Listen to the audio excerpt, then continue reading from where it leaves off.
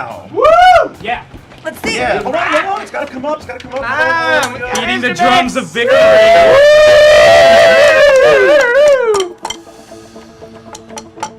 What? Uh-oh. We lost. Yep, we lost. We lost. What does that mean? By just 25,000. Wait, what is it? By just 25. What is Wait, what do you mean we lost? We lost. We haven't lost the whole time.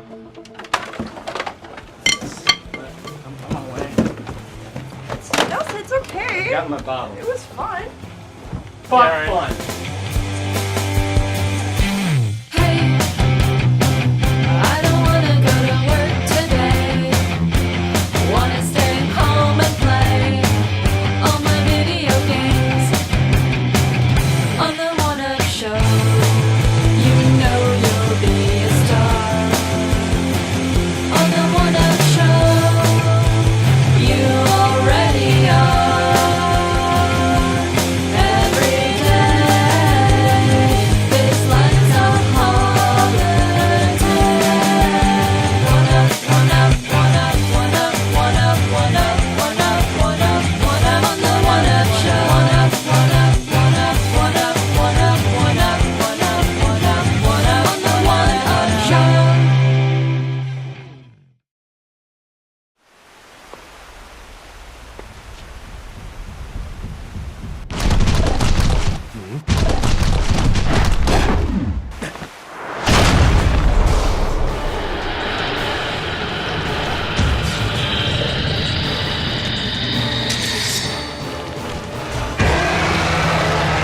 So, you're like the only person in the world that's gotten to play Ninja Gaiden 2 yet.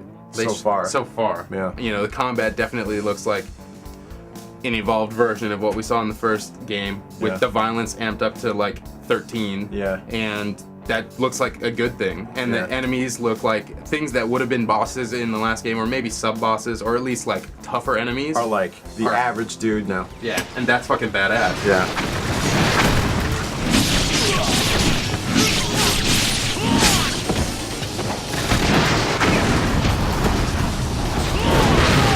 I have to say that part of the reason that I love the original Ninja Gaiden, the reason that it's like one of my top 10 favorite games, is that not only is the combat as good as it is, but you know, I really did like the fact that it was a giant open world. It kind of straddled this like action RPG line in a way that to me made it better than the sum of its parts. What they're doing is that they're reducing the amount of backtracking that you had to do, and like, you know, a lot of times if you put Ninja Gaiden down, if you didn't play it straight through, you know, you would come back to it maybe after a few weeks and you'd be like, oh shit, where did I have to go now, right? They're trying to keep it so that if you actually take a break from the game, let's say another game comes out this week that you want to play and you give NG2 a little bit of a rest, then when you come back, what you need to do is more apparent, but there will still be freedom. There will be things that you can go and do. There will be exploration. One stage had me running around something that was almost like the Guggenheim. It was like kind of this spiraling level where, you know, obviously I had to get into a lot of combat, tried to use all the old Ninja Gaiden tricks that you learned, but there's a lot of new stuff. In order to get to a boss that drops the key that lets you open up this huge dragon's mouth that you have to run into and then go to the next level, that kind of thing. So there is still a lot. It's not nearly as simplified as you'd think it is. It's just that they removed a lot of the extraneous bullshit. It sounds like they're right on the right path with this then, and that's good. I mean, I guess the real question is then how does it feel? I mean, does it feel significantly better? Does the combat feel better than Ninja Gaiden 1? What's funny about the new combat is that it seems like it's just this gratuitous violence, you know, where you're cutting people's heads off, you're cutting people's arms off. There are actually game mechanics attached to each one of these things. So like as Itagaki said, you know, the characters that realize that they're not going home that night, you know, they're like, well, screw this, you know, so they'll pull out a grenade and they'll like try and clamp on your leg or something and basically suicide bomb you. So like everything has repercussions. So you think like, okay, I've chopped this guy's legs off, but he's still gonna crawl after you, and this time with an aim to take you out with him, you know. And even guys who've had their heads chopped off, you know, they may have pulled a grenade out at the last minute, and if you're too close to them, you'll get the damage from. So that builds into the obliteration techniques as well, right? Because based on which limbs are cut off, you're gonna do a different obliteration move, which is just a kind of gratuitous finisher, right? Like Yeah. a fatality or something. Yeah, Like you know, it's basically like, okay, when you're near somebody who's been dismembered somehow, you press Y, and like if you time it right, he'll do an obliteration technique. But it depends on like what angle you're standing at him from, or if you're from in front or if you're in behind him, or if you chopped off one of his legs, both of his legs, his head, his arm, you know, whatever you've actually cut off of the person will indicate which obliteration technique move you will do. And as you get better at the game, you'll probably know which one will come out. do you think that it's gonna get old seeing the same animation over and over again, or are they gonna try to pop it full of so much stuff that you won't notice? I don't or- think it's going to be like a manhunt kind of thing where slow, boring, oh, I'm going to pull his head back, slit his throat thing. It's very fast, very violent, and you're just like, wow, the whole time.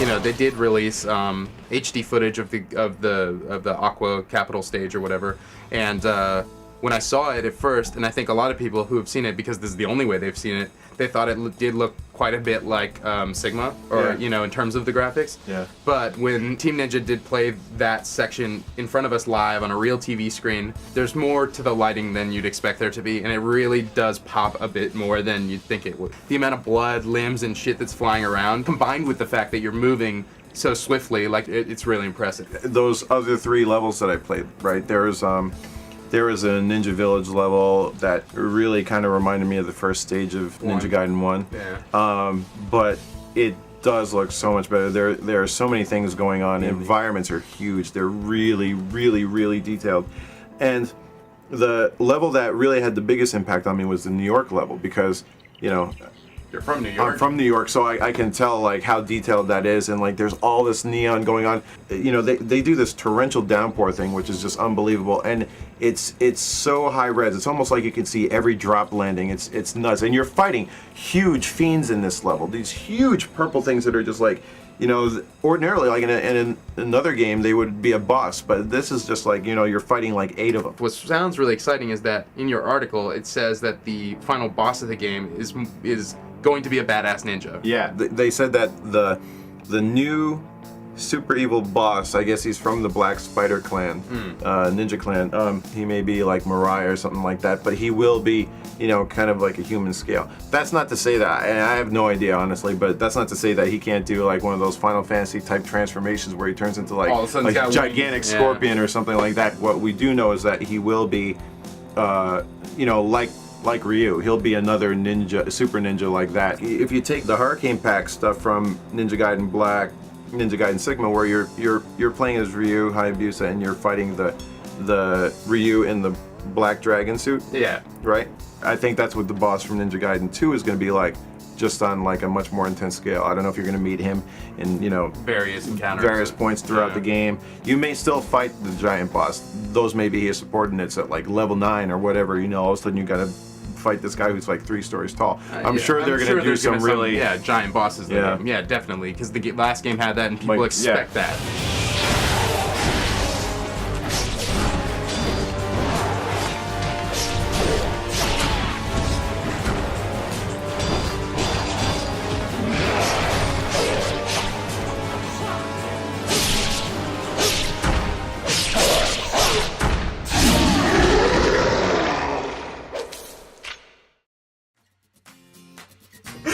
Started from the top.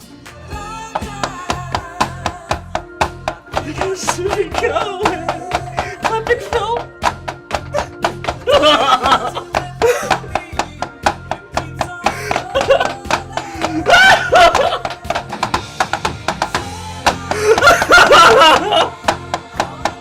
The highway. There's a highway carrot.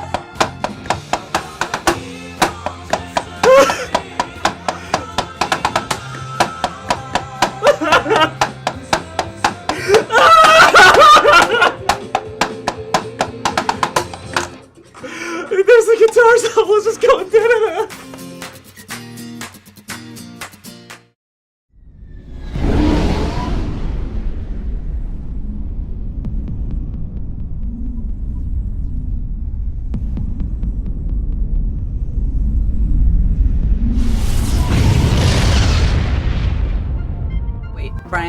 You beat the game, right? I beat the game in 14 hours. It's really short. You think 14 hours is kind of long? Not for an RPG. No, like, I personally don't need a game to be 20 or 30 hours. And this game took me, because I cared about my characters, and I did many, many side quests, and I talked to everybody. It took me 20 hours. Why? Side quests here suck. Yeah. You didn't, how do you know? Because after I finished the 14 hours, I went back because I was like, I'm reviewing this. I have to make sure, see what the side quests are like. They are lame. Yeah. Totally lame. Yeah. Even I show up on my own moon, for Christ's sake, and it's like, what did he do? Yeah. Who cares? Yeah, the one. You have to shoot things. The mission Yeah. on the moon Shoot is the only static side things. quest I came across that actually rewarded you with something, because you complete that, you're able to add to your class. Yeah, Like lame. since I'm doing the guide, I'm like doing every little side quest, and Poor they're guy. all the same. You're doing the guide. Have you spent any money in the game? Is there any point need to. to money Not in the really. game? And the loot that you get, like just doing any of the missions, is comparable to anything you can spend money on.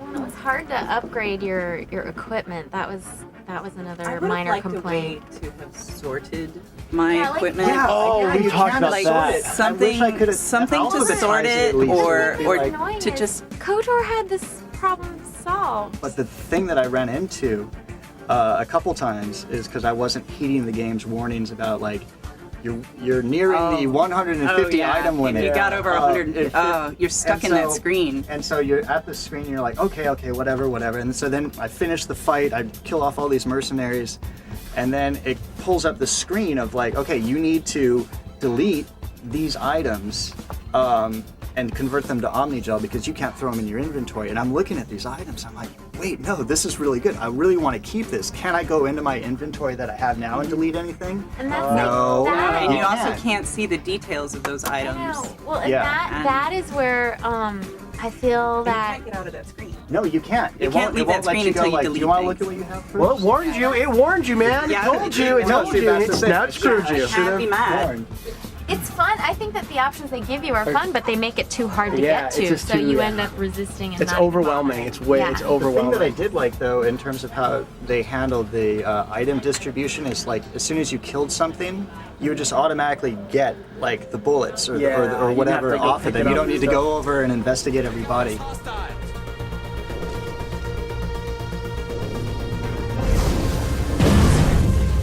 So did you all play as vanguards or? I was a vanguard.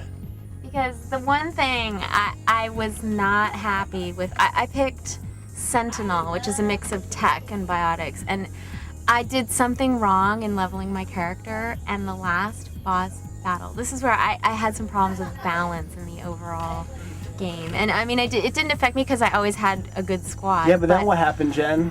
What happened, Jen? What did you do, Jen? Grab my game save, and you're like, As God, part of your my- character's like, God. Part of my research and reviewing it, I'm like, why is it that Brian was able to beat this character in 3 rounds and or beat the final boss in 3 tries, 2 tries, and it took me like, I'm not kidding, how many, over 50 maybe? Like, no, it was bad. That is the opposite of fun. It was not fun at all. And I took Brian, 3 times I beat the final boss, and I do feel like I said, the game gives you God. freedom to level up your character however you want, and sometimes you will pay the price. So, I auto leveled the AI, my squad mates, and that was well, a and key. the difference was I had really high intimidate and charm, which enabled me to have a story development Yeah, that's that the true. other 2 reviewers didn't get because they couldn't do it. So, true. but the points I put in there, I paid the price later. Death attack is a matter of some concern, but there is nothing to indicate Saren was involved in any way. The investigation by Citadel Security turned up no evidence to support your charge of treason. An eyewitness saw him kill Nihilus in cold blood. We've read the Eden Prime reports, Ambassador. The testimony It is a of great one story, and the fact that they are working with an all-new IP. Before, we've seen them with KOTOR.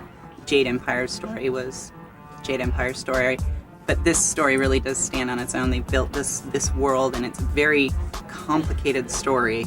Like, it's got a lot of different layers, and you have to pay attention, or else it's going to be like Yeah, there were certain times where I was like, Jen, what happened? Who's this class and where are they from? What race are they doing? And Mr. I was like, Final what? Fantasy VII and Metal Gear, like, let's talk about how much we love those stories. You're talking about no. It was hard to follow. It's all new stuff. I was trying to figure it out. No, it's not, actually. I mean, Encyclopedia Codex thing that boots up every so often, and then you're like, oh wow, what's this about? And you pull it up, and it's like some generals have thought about. I thought that was great. I was like, oh wow, this world's huge. For anybody who wants to know more, it's right there. And the journal was actually super helpful for those moments where my mind would wander and I didn't quite hear which planet or where I was supposed to go. 20-minute conversation you're having with somebody? Yeah, the dialogue tree. And I all of a sudden I'm like, wait, we're supposed to go somewhere. Shit, the journal. And there it is. It's telling me what I just didn't pay attention to, and I loved that. Saren's hiding something. Give me more time. Stall them. Stall the council? Don't be ridiculous. Your investigation is over, Garrus. The character development is amazing. It is, and there are so many cinematic moments, in the game. But I think one thing they kind of said, they built their dialogue system was going to be so revolutionary and stuff like that. Well, let's be honest. The big trick is that the guy doesn't repeat exactly what he said, what the kind of choice is. That's the big thing. Yeah. But there's no more. They build that you could interrupt people and stuff like that. Their conversation that's not in the game anymore. But it's totally a case of they oversold it. Where if they had just said if they had not made such a big deal about the dialogue and maybe made more of realistic characters, which I think ended up being really good, and then just kind of snuck up on you with the dialogue changes, then they would have been getting a ton of praise for it, because it is really, really a leap forward from their previous thing where you read your response. You never hear your character say it. You just pick from a multiple choice list. So intelligent. We don't need to appreciate their culture, Lenko. We need to blow them up. Period. What I loved is I would kind of cringe when I saw the thing, because they give you a very short summary of the sentiment, so it would be kill him, he's not worth it, or something. And so I'd pick that and I'd be like, oh my god, I just don't want to hear how Commander Shepard is going to put this. And then I was like, you know what? That Commander Shepard, she's really good with words. She put that very well. The biggest thing for me was the combat. I thought the combat was genius. I mean, I was kind of getting tired of, the way their BioWare games have been. But this is you can kind of play it any way you want to. If you want to play it as a shooter, you can totally play it as a shooter. You can kind of run and gun it, but if you want to slow down the action to use all your powers, you totally can. So I thought it was awesome. So what character class were you playing as? I was the Vanguard, so it was kind of a mix of soldier and kind of magic, and it was awesome. I mean, the point was, what I loved was that my character was really good, but my AI was really smart. So I had guys who would just take enemies and just toss them 60 feet in the air, and I would just kind of, and they would just do it I didn't have to command them to do it. They were smart enough to know when they should do those commands. So that was really awesome. But at the same time, it was challenging on the other side because I'd be hiding behind cover, and then all of a sudden someone would use the left command, and all of a sudden my enemy would raise my cover, so actually I'd be back looking and said, oh crap, I'm gonna get hit, and all of a sudden they'd snipe me and stuff. So I thought combat was really, really awesome. I've had trouble with combat. Yeah, I have too. Yeah. No, I don't. Okay, here, you know why? Because no one taught you how to play the game. Because there's absolutely no tutorial whatsoever. Thank God BioWare showed me how to play the game before I reviewed it, because I had no clue. I actually found the lack of, very typical tutorial a little bit refreshing, I have to say. You figure it out soon enough, but I don't think it really hindered my enjoyment of the game at all. I'm having pathfinding issues with the AI. Terrain's too rough.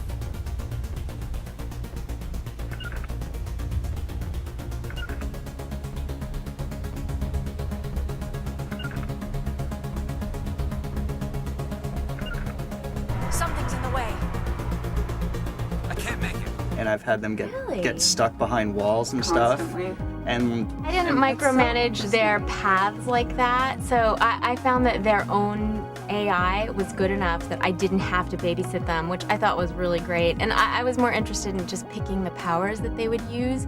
And I think, even if you're not enjoying the combat that much, can you at least admit that the variety of powers available and the way you can use them in concert with one another is really fun. No, it allows for, and the fact that it's physics-based means it's different every time, and you can never predict what's going to happen next, even if you do the exact same thing. The other thing is I think we have to bring up is that how good this game looks. I mean, Jen and I, I don't know how far you've gotten, but Jen and I finished it, and there's some levels at the end, they're just unbelievable visually, like just stunning. Like I don't want to ruin it for anybody who hasn't seen the later levels, but there's just one area at the end, like I'm just like, holy crap. I still dream of like the originally planned downloadable planets for the original KOTOR. Yeah, I remember how they promised that once upon a time? For some reason, like I'm still not burned. I still think like, oh, maybe they'll give you a whole new planet and it'll start to develop the story because they've written it as a trilogy. And I am curious. I want to know what happens next with my character. I'm excited to find out.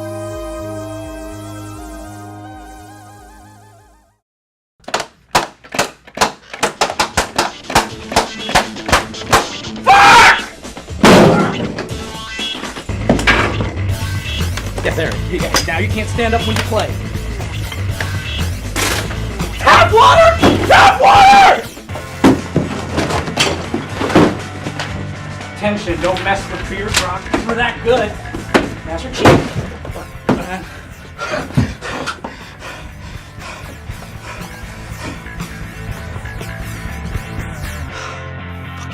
What's going on, Nelson? Nothing.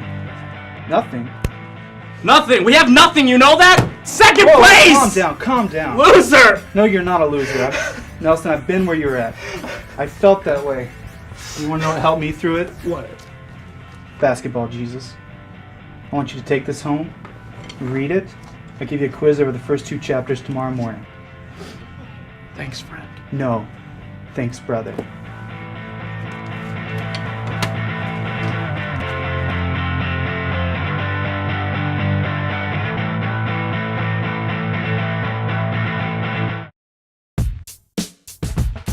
So I'm sorry it was late this morning, but I woke up early at like 7 and I thought that I had like an hour of Assassin's Creed left, but it turned out that I had like 3 or 4 hours of Assassin's Creed left. Are you sure it was 3 to 4 hours and not that it seemed like 3 to 4 hours? It may have been an illusion, I'm not sure. But I think, are we arranged in like from liking the game to disliking the game through here? Or? Perhaps. Let's discuss.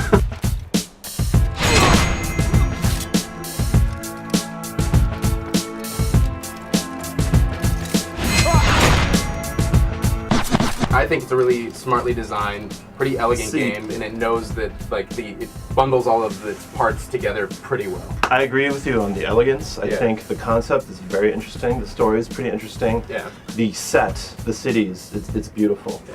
But I didn't find much of a game there. It's 3 cities, 3 different districts. Yeah. You're doing the same thing over and over and over again. So one of the games this year that I really thought that I wasn't going to like, that I think is really similar to this game in terms of its structure, is Crackdown. Mm-hmm. It's a game about like running around and basically exploring an environment and grabbing stupid orbs that are scattered around it. I agree with you. I totally see the Crackdown comparisons there. But the difference is that in Crackdown, the orbs, they did something. In Assassin's Creed, you have flags.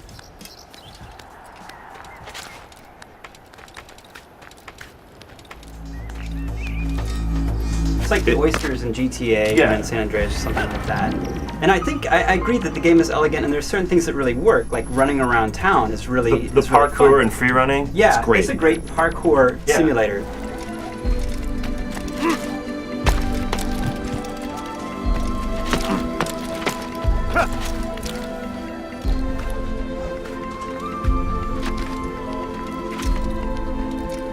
Actually going through the cities, feeling like you're learning where things are, which I didn't think I would because they're so large. Like, and jumping all around. It's like Crackdown. It was just really fun to explore these spaces. Yeah, I would argue that it's too open-ended for its own good. Maybe. They created this wonderful overworld, and the instant you're done with the first like 3 assassinations, they give you the option to completely skip it. There's no incentive. There's no reason to go back. I'm to glad do they it. gave me the I option am to too, skip because it. I'm like, it's there's so nothing annoying to to do. fucking go to and from the different And it's places. the same thing with it's the same thing with the cities It and the comes down objectives. to it comes down to patience. I mean, it really just comes down to patience. Yeah. When I was riding through the environments, I'm not thinking this is annoying. I'm thinking like, wow, this is really beautiful. I can't believe they let artists spend the time. No, and I think we all did the thought first that the time. first time. Yeah, the first time is great, but then when you're doing it after every single assassination, The first, number one, they give you the option to skip it. Yeah, right? which is good. Which Yeah, is good. thank God. And I wanted to beat the game pretty fast, so I skipped it most of the times. Yeah. I did it a few times, and I'm like, okay, this saves me 30 minutes if I don't do this. But I did like exploring all the little paths and killing off Templars. what I didn't like was the fact that they teased you with an indoor environment at the very beginning by putting you in that cave. Because I wanted more indoor environments because the cities themselves, yeah, they look different. Yeah, they have different buildings. Yeah, they have different people. Yeah. But they all play the same.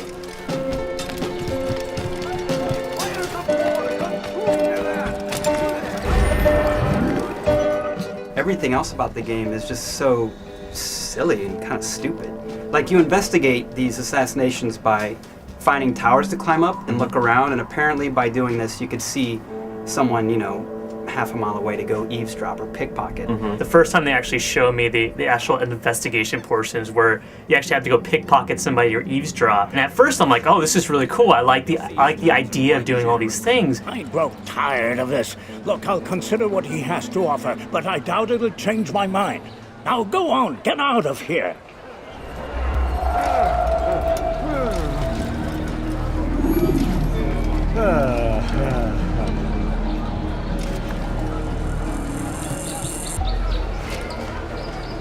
And the more I played the game, I kept on thinking, okay, in my next hit, they're going to change something, right? I'm going to do something different. But they didn't. And it gets to the point where you're like, okay, this is all I do?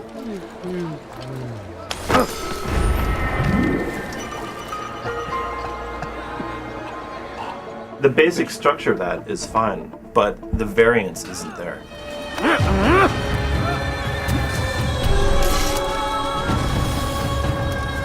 Is that the last of them? I hope so.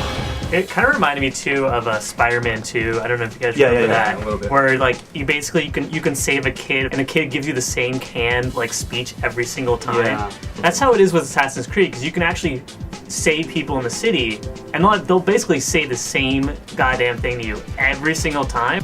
Is that the last of them? I hope so.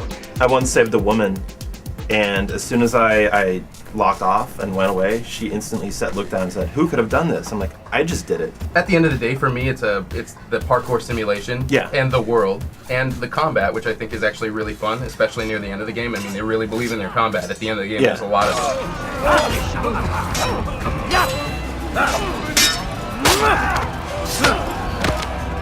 The controls are great. Yeah. They really got people might be worried about it, but the controls they're nailed. The action of the game is really good when you're moving, when you're riding, when you're free running. You're holding down buttons. It's really smart, and it's like your fingers aren't doing very much, so your eyes can focus on the screen and moving through the space.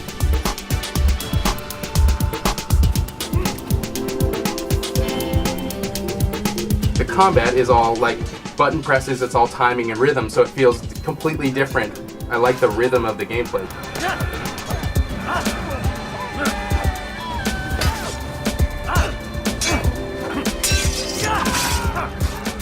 I think a lot of people expect most games to have combat that's like God of War or like any other action game, but it is a bit uneven at first. They do the Metroid thing, where they give you the first level and you have all your abilities and equipment. Yeah. Then they take it away and slowly, piece by piece, give it back to you. And by the end, you get all your stuff back, and the enemies are actually more intelligent in what they do, and the combat gets better and better and better.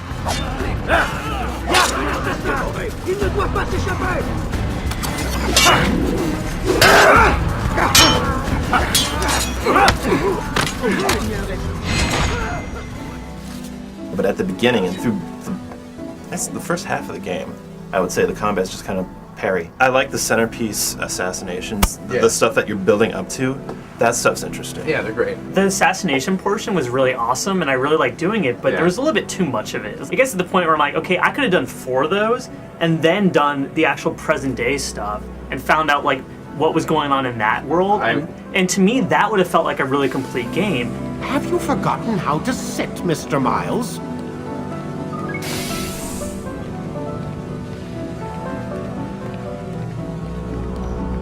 I don't think people are going to stick with it, though. Like, the first the story doesn't really start to gel till like halfway through. I was just, reliving the same memories over and over. You just do the same thing over and over. I'm telling you, if I wasn't reviewing this game, I would know. I never would play it. See, and I totally disagree. I think that the story is actually pretty adult, and it doesn't just spell out everything for you. It actually engages you a little bit, and makes you kind of want more from it, and I kind of appreciate that.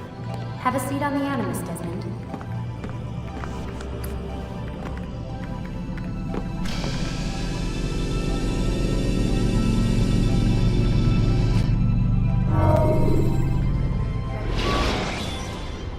Doesn't make any buts about it being a simulation the whole time. I mean, there's a metaphor to this game, and it sticks to it through and through. I think the theme is just deja vu, because it's just like the same thing over and over. This game is basically, it wasn't built as a complete game. It was built with a sequel in mind, and I don't like that. I think that, is not good for a gamer, because by the end of the game, I'm like, that's it? Really? I think that it is a kind of complete story. Though it's set up for things that could happen in the future, you could stop now, and the message has been, the message is out there. What they wanted to say with the game has been said. It's hard to talk about it without spoiling it. I mean, people really need to play it. But anyway, like I say, if you're one of those dumb games as art people like me, I mean, it's definitely a pretty good example to look at, and they're definitely trying pretty hard. I just want to find out what's going on in the present day. That's what I want to figure out. And by the end of the game, they don't tell you. They're like, okay, you got to play the next game. I'm like, no, I want to play it now.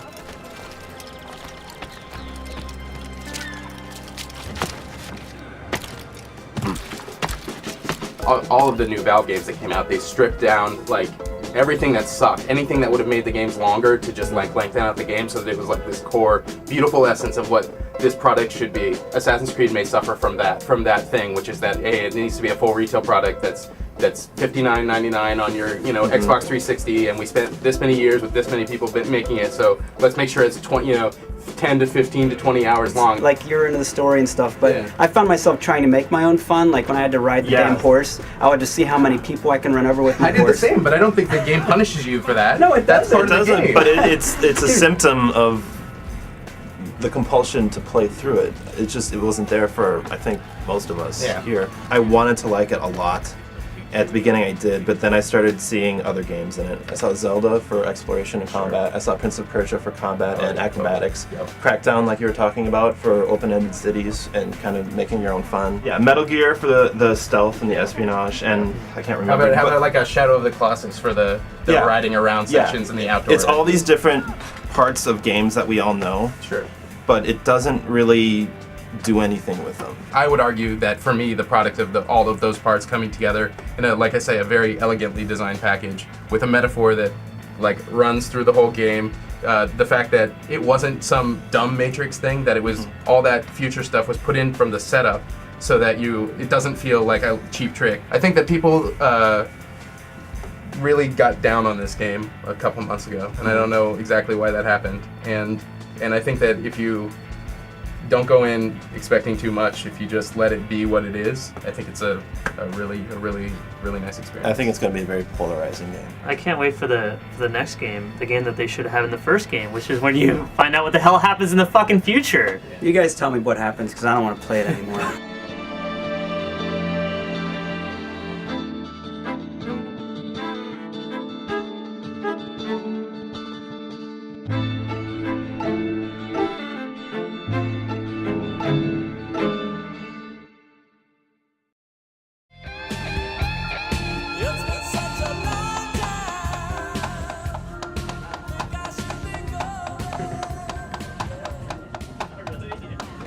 So do you have an alcoholic problem now? Who doesn't? Nelson's got something. Wait, Chris still there? The game's not even on. Why can't you pick up drugs or drinking or something more normal? I know, I do the drinking. Works for me. Dude, Nelson! You can stop now. No! You can stop now. No! Hey! Hey, hey! No! I'll help you! No! God, no!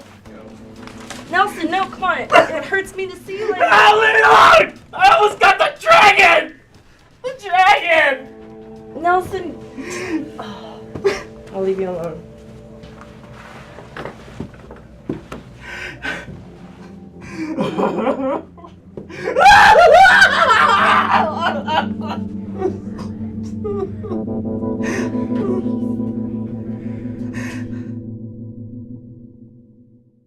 Rated E for everyone.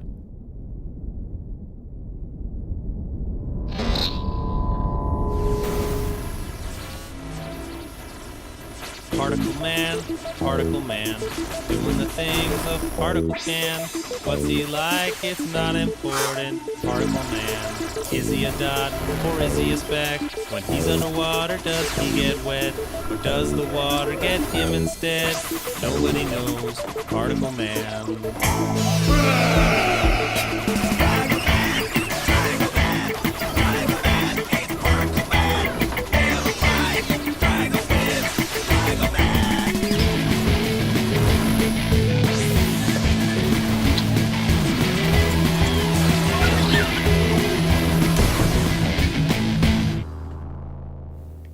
Did you hear something?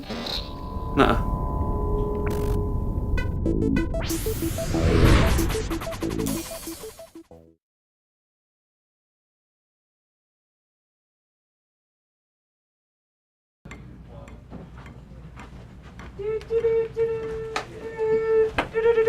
Guys? Newsweek's end guy Kroll, what are you doing here? Nelson, don't cry, man. You guys deserve to win. You rocked harder than anyone else in the entire tournament, and that's why I'm here, special from New York, to give you the Most Valuable Rocker Award. Take it, man. You deserve it. Woo! 2,000 note streak.